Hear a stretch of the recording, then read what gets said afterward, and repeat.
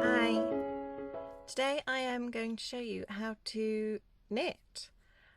I have had many people coming into the shop recently wanting to learn how to knit, and I thought no better time than to do a video on the very basics of how to knit.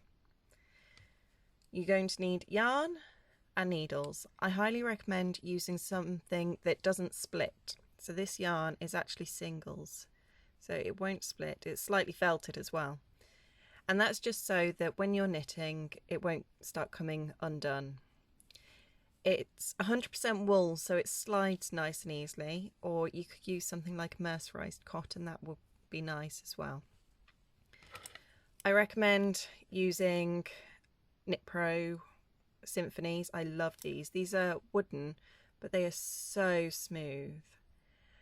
You could also use metal needles to start to learn to knit. I don't recommend using plastic needles because as you get hot hands, and it always happens when you're getting frustrated, your hands get hot and sweaty, and it just makes plastic needles too sticky and the stitches don't slide. So first of all, we will do a slip knot to start off. I have got a video, I will put a link there-ish to the video on how to do a slip knot.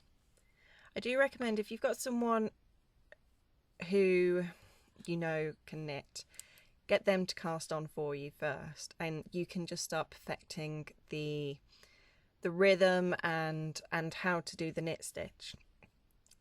But if you haven't, do your slip knot, and then I will cast on just using the backward loop method. So I'm just going to wrap the yarn around my thumb like this.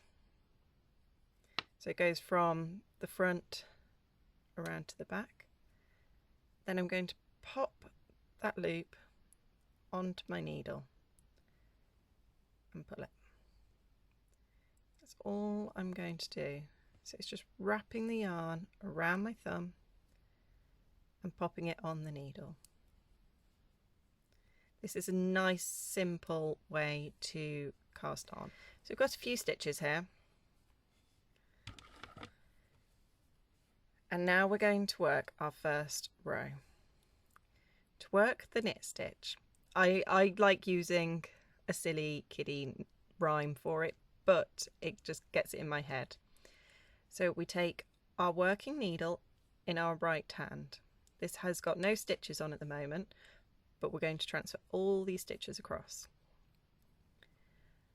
We take the needle through the front of the stitch.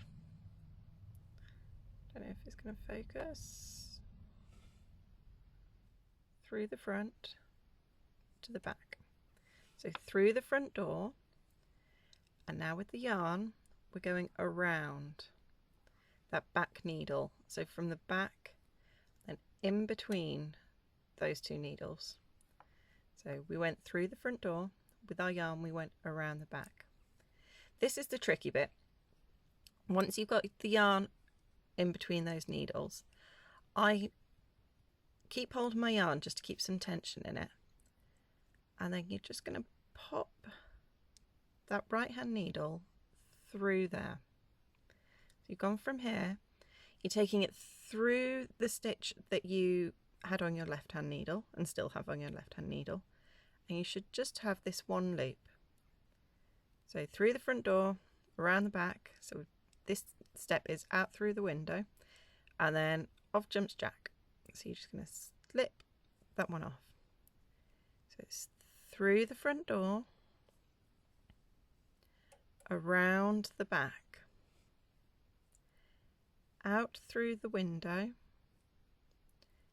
and off jumps Jack. And it is just that for every single stitch.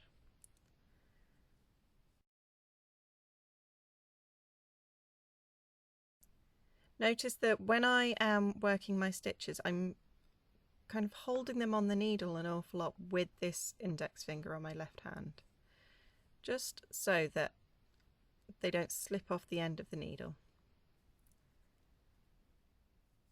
Through the front door, around the back,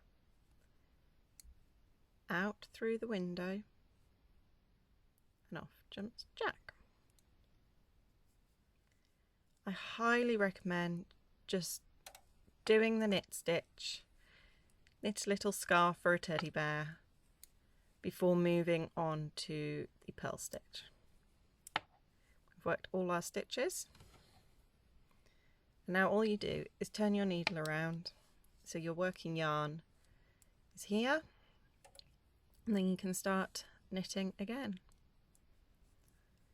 Just making sure you keep the tension in your yarn and you hold these stitches on this needle so that they don't all want to slip off the end. One last time, through the front door. Sometimes you may feel like you want to go kind of through the back door. That will twist your stitches. You don't want to do that. Make sure you always go through the front, and yarn goes around the back and in between those two needles. Out through that window, and off jumps Jack. It's a silly little rhyme, but it works so well. So knitting every single row, you will create a fabric called garter stitch. That's quite bobbly, thick, really nice and cozy. So I hope you have found this video helpful, and I shall see you again next Monday. Thanks so much for watching. Happy crafting!